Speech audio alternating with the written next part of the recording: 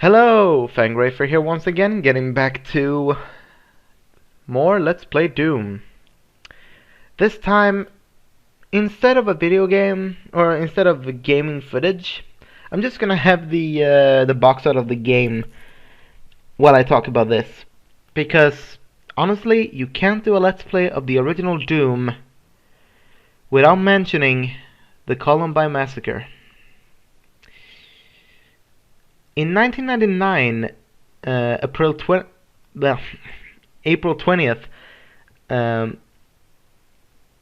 Columbine High School in Colorado was the site of a horrible massacre.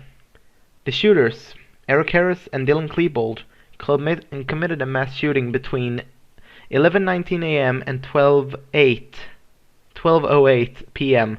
They murdered 12 students and one teacher. They were armed with several weapons like sawed-off shotguns, pump-action shotguns, 995 carbines, and pipe bombs. After the deed was done, they committed suicide. What does this have to do with Doom? You might be thinking. Well, Doom was the #1 suspect for the reason behind the shooting. So allegedly, Eric and Dylan planned for weeks for the shooting and made maps in Doom to train for the shooting. So you can actually find these maps online, and that's what's creepy. You can actually find Columbine maps either when on game either you can find a map where you take control of the shooters, or you can find a map that is laid out like the school and have enemies at certain rooms. Allegedly, they trained in those kind of maps. So, a lot of people tend to subscribe to the fact that this is truth. They made maps in Doom, and Doom is only to blame because it's such an influential title. But others, like myself, believe that it's not true, because many people tend to believe that the maps was not looking like the school.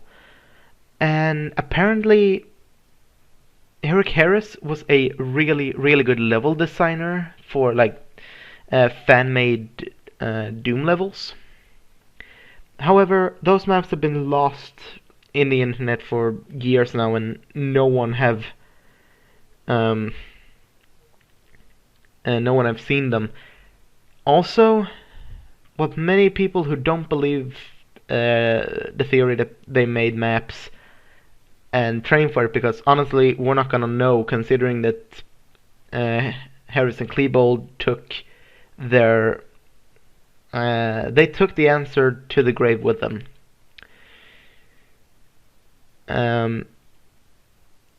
Yeah, but what people also say when they say that they don't believe that thing that they made maps is that they didn't actually plan to go in and shoot inside the school. They planned to have 2 pipe bombs go off and shoot people while they're evacuating. This was a horrible, horrible massacre, and many massacres have recently come up that feel very similar. People who have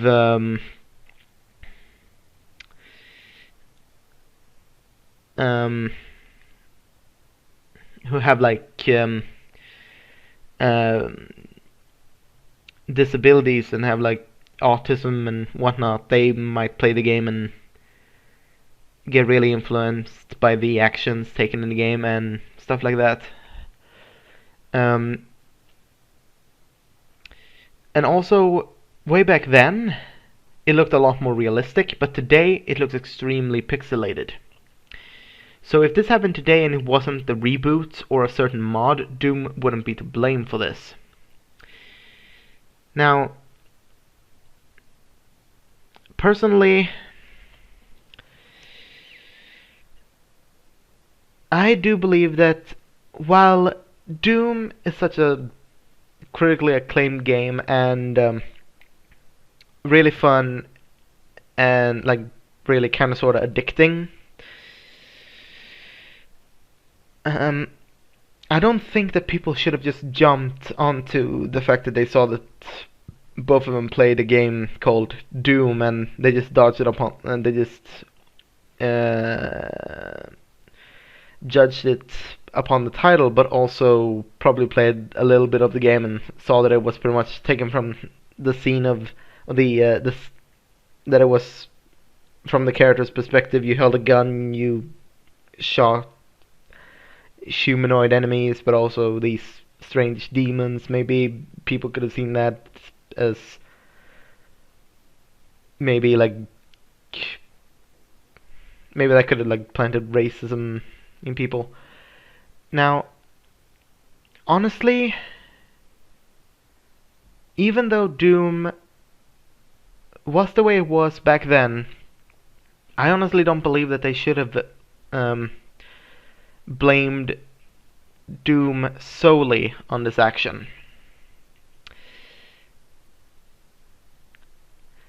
Because recently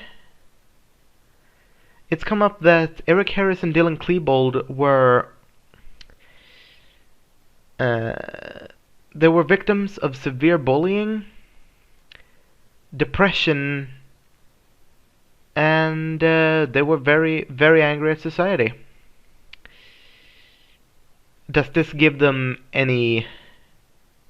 Does this make it okay for them to just murder people in their school and then commit suicide? No. But I honestly don't think that the media at the time should have just blamed Doom for the whole thing. Today, it's almost the same thing. Like, people, especially the media, tend to look to video games, violent movies, metal artists, and then just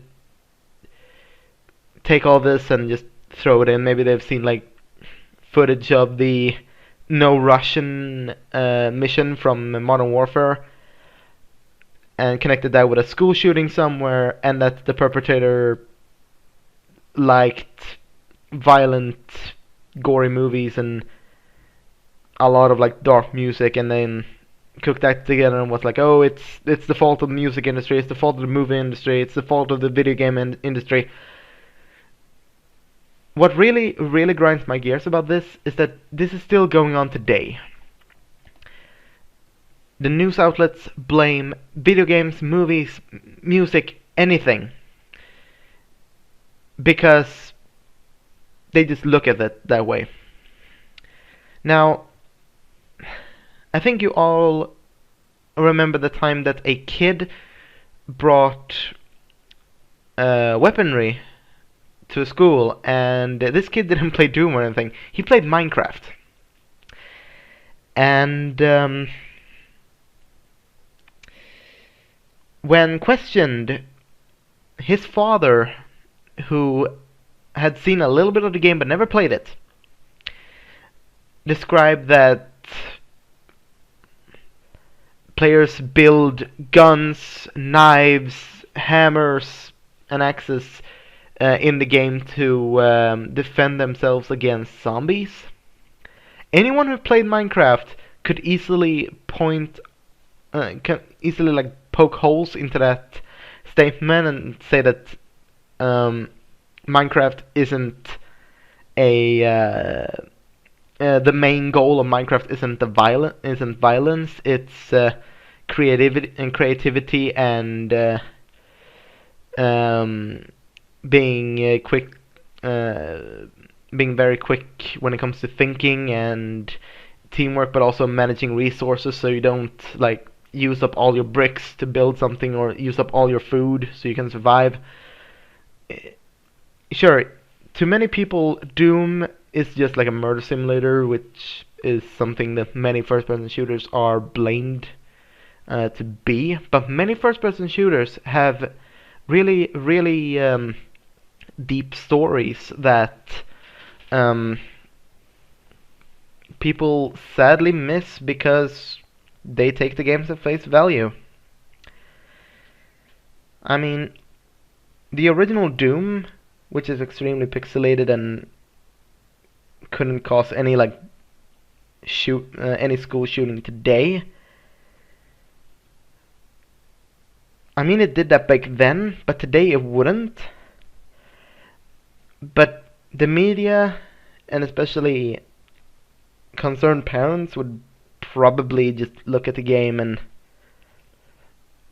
call it a senseless, in, pretty much call it like a senseless mess. Um, and while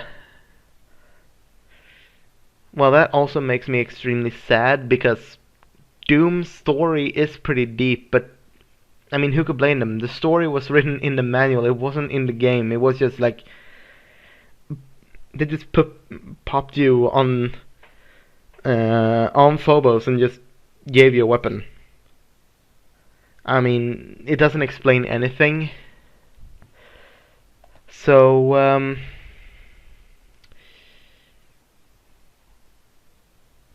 yeah, with this, I want to honor the victims of the Columbine massacre, but I also want to shed some light on my point of view of the whole thing. Now, today you can make maps on Doom, especially on the GC Doom interpreter. So, you know, it wouldn't be completely impossible for someone to make a map of their school, but still, I think that the Columbine massacre is while a very, very sad story, is a great way to look at the news outlet and news media and how they react to violent video games, or hell, video games in general, really. Because, I mean, with a kid that brought weapons to the school and you know, he played Minecraft and all that, it really shows that really no game is safe from the media.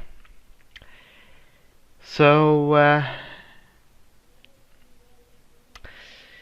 rest in peace, the 12 students and singular teacher who lost their lives April 20th, 1999.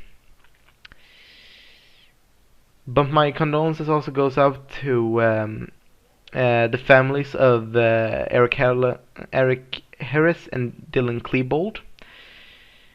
And I honestly hoped that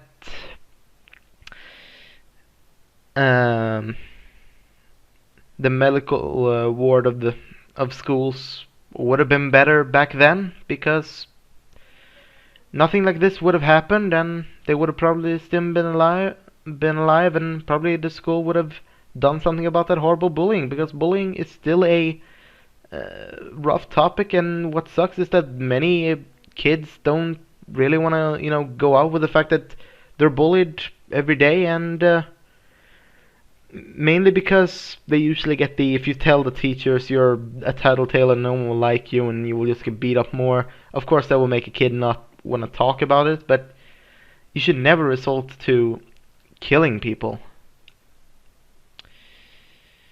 But yeah, next time we will be returning to Doom, and I'll show off the secret levels in all 4 episodes.